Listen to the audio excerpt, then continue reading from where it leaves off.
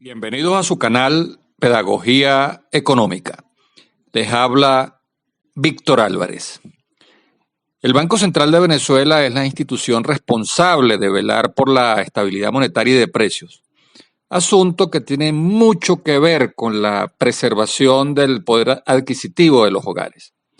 Si el Banco Central de Venezuela falla en preservar la capacidad de compra de la moneda nacional y no logra tampoco mantener la estabilidad de los precios, esto se traducirá en un deterioro del ingreso familiar y en un empobrecimiento generalizado de la población. Para que pueda cumplir con éxito su misión, en la Constitución del 99, al Banco Central de Venezuela se le reconoció su carácter autónomo e independiente de las políticas del gobierno de turno. El artículo 318 de la Constitución establece la autonomía del Banco Central de Venezuela en el diseño y ejecución de la política monetaria, en la regulación de la moneda, del crédito y las tasas de interés, en la administración de las reservas internacionales, así como su corresponsabilidad junto al Ministerio de Finanzas en el diseño de la política cambiaria.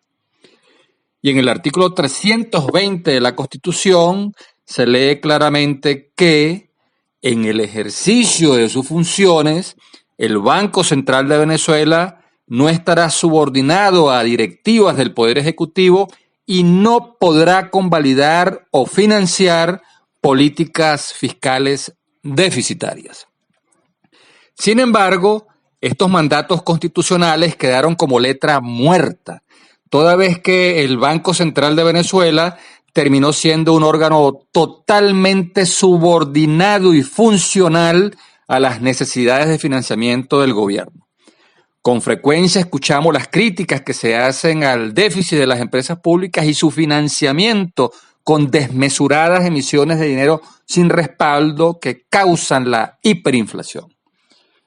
Para explicar y comprender qué fue lo que hicieron con el Banco Central de Venezuela y por qué esta institución no pudo cumplir con su mandato de preservar la capacidad adquisitiva de la moneda nacional, ni asegurar la estabilidad de los precios, en nuestra serie 10 conversaciones estelares con 10 de los mejores economistas de Venezuela, hemos invitado a José Guerra, economista de la Universidad Central de Venezuela, con maestría en la Universidad de Illinois, profesor en la Facultad de Ciencias Económicas y Sociales de la UCB, exgerente de estudios del Banco Central de Venezuela, diputado a la Asamblea Nacional electa en el 2015, de la que fue presidente de su Comisión de Finanzas y actual coordinador del Observatorio Venezolano de Finanzas. Muchas gracias, José, por aceptar nuestra invitación. Te damos la más cordial bienvenida. José, a pesar de que la actuación institucional del Banco Central de Venezuela repercute sobre los ingresos y la prosperidad de las familias, empresas e instituciones, sus políticas y estrategias terminan siendo un tema de expertos, difícil de entender para el ciudadano de a pie. Ayúdanos a explicar de manera sencilla y pedagógica cuáles son las políticas que compete diseñar al Banco Central de Venezuela y cuáles son los instrumentos que puede utilizar para preservar la fortaleza de la moneda y evitar que los precios se desquicien. Es importantísimo precisar las funciones de un banco central. Un banco central no es un banco de desarrollo que promueve los créditos para el sector agropecuario, para el sector industrial. No, el Banco Central es el banco de los bancos. Y su función esencial, desde mi punto de vista, es preservar el valor de la moneda. La sociedad crea una institución, Banco Central, y le da un conjunto de potestades, entre ellos una fundamental, que es decidir la cantidad de dinero que ese Banco Central emite y que la gente podría aceptar voluntariamente. Pero también le entrega otras potestades, manejar el tipo de cambio, las tasas de interés, le dan un poder muy grande. Y por darle ese poder tan grande también tiene que someterlo a unos controles, y los controles es la rendición de cuentas. De manera tal que el Banco Central, la primera contribución que tiene que hacer es a la estabilidad de la moneda, es decir, a tener una inflación baja y estable. ¿Y por qué esto es importante? Porque una inflación baja y estable, ¿qué significa? Salarios con alto poder de compra, crear las condiciones para que las tasas de interés sean bajas y en consecuencia pueda haber inversión, estabilidad del tipo de cambio, que no se haya saltos en la cotización del bolívar con respecto a otra moneda. Esa es la función fundamental del Banco Central. Cuando esas funciones se traspasan y se van a querer convertir al Banco Central en un ente de desarrollo, a financiar proyectos de inversión, pequeñas, medianas industrias, ahí comienzan los problemas, porque le estás dando al Banco Central unas potestades para las cuales él no está preparado. Él está preparado para algo básico, que es cuidar la moneda que él emite. De manera tal que ahí reside uno de los grandes problemas de Venezuela, haber expandido o sobreexpandido las funciones del Banco Central sin tener los instrumentos para ello. Es el caso, por ejemplo, de PDVSA. El Banco Central literalmente está pagando la nómina de PDVSA. PDVSA es una empresa quebrada que el Banco Central la está financiando y por tanto financia el fisco nacional, y ahí surgieron los principales problemas que llevaron a la hiperinflación. Entonces el Banco Central es un ente que no se le pida grandes cosas, sino una fundamental, que es la estabilidad de la moneda, que significa salarios con poder de compra y estabilidad económica y social del país. Durante muchos años, el Banco Central de Venezuela fue el templo de los economistas, la institución en la que todo economista quería trabajar. Hoy es una institución que luce muy debilitada y deteriorada, incapaz de cumplir su misión.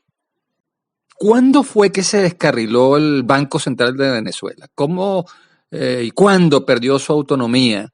¿Por qué no fue capaz de cumplir con su mandato constitucional de defender la estabilidad de la moneda y de los precios? El Banco Central de Venezuela, cuando llegó Chávez, continuó el doctor Casas González, al cual siguió Diego Luis Castellano, y luego, por presión de Chávez, sale Diego Luis Castellano, renuncia y se ocupa Gastón Parra Luzardo la presidencia del Banco Central. Yo creo que es en ese momento donde uno ve que el Banco Central, con el tema del millardito, hace la primera crisis, cuando Chávez presiona por el millardito y le dan el millardito, y ese millardito se transformó luego en un montón de millardos con la reforma o con la creación del Fonden, que fue para mí uno de los principios o de los actos que quebró la estabilidad monetaria de Venezuela, por la doble monetización de las reservas internacionales del Banco Central. Porque a partir de allí el Banco Central dejó de ser un instituto monetario, estrictamente hablando, que procura la estabilidad de la moneda, y se dedicó sencillamente a financiar el gobierno. Pero creo que el descarrilamiento del Banco Central, desde todo punto de vista, desde el punto de vista institucional, desde el punto de vista moral, desde el punto de vista estrictamente financiero, ocurre cuando Nelson Merentes ocupa la presidencia del Banco Central por primera vez y luego fue nombrado una segunda vez. Y allí se rompen todos los patrones, todos los, digamos, los principios de sanidad monetaria que tenía el Banco Central de Venezuela. De manera tal que a partir de allí entonces coincide esto con el ascenso de la tasa de inflación y llegamos pues a noviembre del año 2017 con la hiperinflación. Recordamos que el Banco Central en 2 años tuvo casi 3, 4 presidentes, digamos tuvo la señora Edmé Betancourt, luego tuvo un encargado allí por unos días, luego tuvo Ramón Lobo, Ricardo Sanguino, es decir, fue una política totalmente errática de conducción del Banco Central, y ninguno de los que se nombraron como presidente del Banco Central tenía las credenciales para ocupar no la presidencia del Banco Central, para ser jefe de una unidad de la más baja del Banco Central en términos económicos. Ahí viene el descarrilamiento del Banco Central. José, desde la Comisión de Finanzas de la Asamblea Nacional, electa en las parlamentarias del 2015, se promovió una reforma de la ley del Banco Central de Venezuela. Aquella decisión fue declarada anticonstitucional por el Tribunal Supremo de Justicia. ¿En qué consistía aquella reforma a la ley del Banco Central de Venezuela? ¿Qué era lo que se intentaba corregir? El primer acto legislativo de la Asamblea Nacional electa en el 2015 fue la modificación de la ley del Banco Central. Eso se hizo en abril del año 2016 y el propósito de esa reforma fue devolverle al Banco Central las competencias monetarias que le habían quitado la reforma del año 2009 y 2010, inclusive la del 2004 y 2005, cuando le quitaron las reservas internacionales al Banco Central.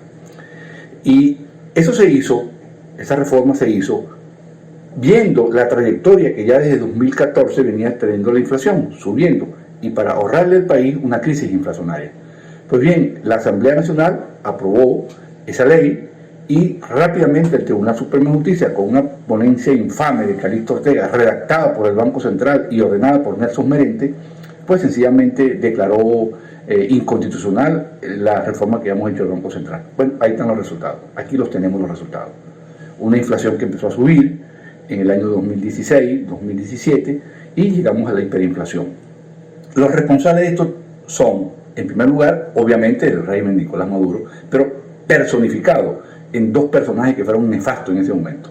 Nelson Merente, que ocupaba la presidencia del Banco Central, y Calixto Ortega, que hizo una ponencia copiada a su vez de un informe de la Consultoría Jurídica del Banco Central donde decía que la reforma era inconstitucional.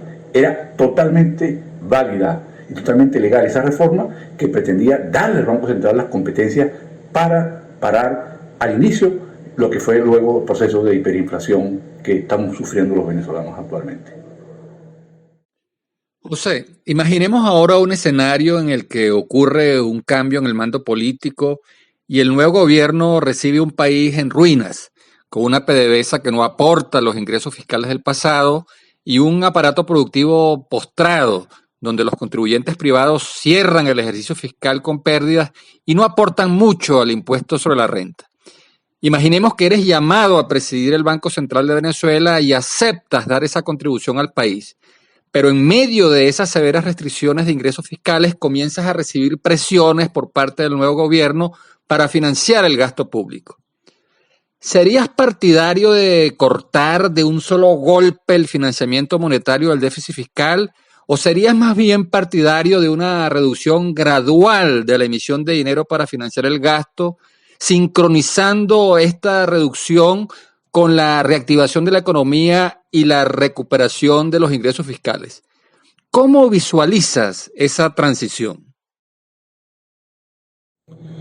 Los bancos centrales siempre están sujetos a la presión del gobierno, porque los bancos centrales actúan en los países, no todo un ambiente químicamente puro, sino en países donde hay presiones sociales, económicas, y lo estamos viendo con la crisis del COVID, o lo vimos con la crisis del COVID, donde los bancos centrales financiaron en todo el mundo ampliamente a los gobiernos, inclusive un banco central tan conservador como el Banco Central Europeo, inclusive la Reserva Federal de los Estados Unidos. Pero si a mí me tocase dirigir el Banco Central de Venezuela, en ese caso hipotético, mi primera función sería cumplir la ley del Banco Central de Venezuela, es decir, lograr la estabilidad de la moneda. Hay que parar la hiperinflación, y para parar la hiperinflación hay que detener la emisión de dinero sin respaldo que financia el déficit fiscal. Yo creo que ese es el ABC de cualquier actuación de un funcionario público que se respete. Y este funcionario público que se respete tiene que tener la convicción de, en algunas veces, decir al gobierno, no se puede. No se puede, si usted quiere financiar el gasto y quiere gastar más, vea cómo o sube los impuestos, contrata deuda externa o interna o hace otro tipo de reformas, pero no vea al Banco Central porque ese financiamiento le va a reventar en algún momento con alta inflación, que es lo que ha pasado en Venezuela y en otros países latinoamericanos.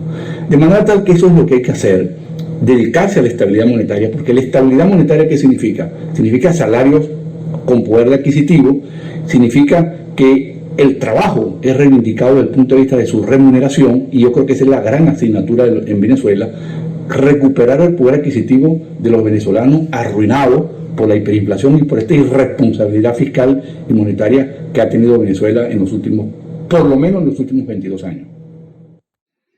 Imaginemos un escenario distinto. Un riesgo al financiar el gasto público con emisión monetaria es que no se logre detener la hiperinflación y esto genere un creciente malestar social que ponga en peligro la estabilidad del nuevo gobierno. Una alternativa que se ha planteado para erradicar la emisión de dinero inflacionario para financiar el gasto público es la dolarización.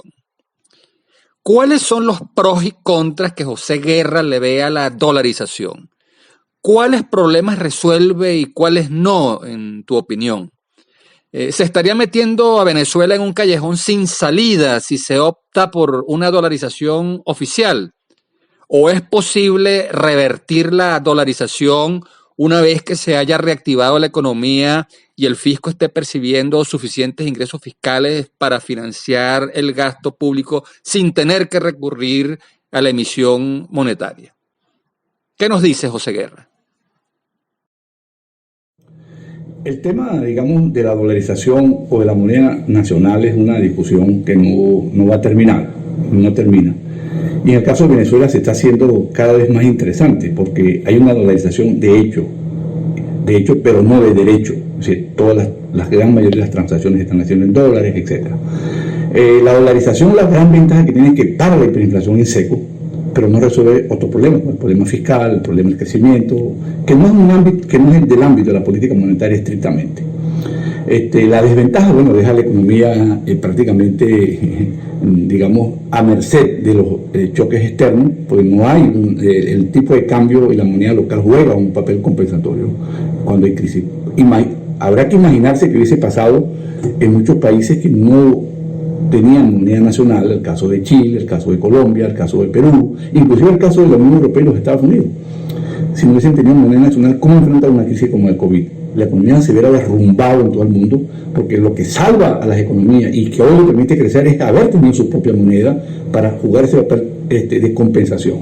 Ahora, el problema está en que cuando tienes la moneda nacional, tienes la tentación de usarla mal, de financiar excesivamente el fisco, que es lo que ha venido pasando, y esto es una gran preocupación que hay, por lo menos en los Estados Unidos y en otras partes, lo que se considera el exceso de gastos que hay en la economía, y está llegando el momento de empezar a recoger, porque puede haber un rebrote de los precios que dé al traste con todo el esfuerzo de inflaciones bajas que se logró en los últimos 30 o 35 años. De manera tal que si a mí me tocase escoger, yo escogería tener una nueva moneda nacional en Venezuela, descartar el bolívar, fijar esa moneda con el dólar, ¿verdad? Y luego ir, en la medida en que se vaya recuperando la economía, ir en un sistema de flotación. Pero precedido de ello de unas reglas fiscales que evite el financiamiento monetario. Habrá que instrumentar una reforma institucional que evite que el Banco Central pueda financiar al fisco y que se genere el desorden monetario, porque si no, la nueva moneda van a ser con los defectos del bolívar, y eso no es lo que queremos. Queremos una moneda nacional estable, que tenga poder adquisitivo y contribuya a la estabilidad social, económica y política de Venezuela. Lamentablemente hemos llegado al fin de esta interesantísima conversación y apenas nos queda tiempo para agradecer la valiosa contribución que nos ha dejado José Guerra para que podamos comprender y valorar mejor la importancia que tiene una institución como el Banco Central de Venezuela para el bienestar y la prosperidad de la nación. Gracias, José, por tu extraordinario aporte.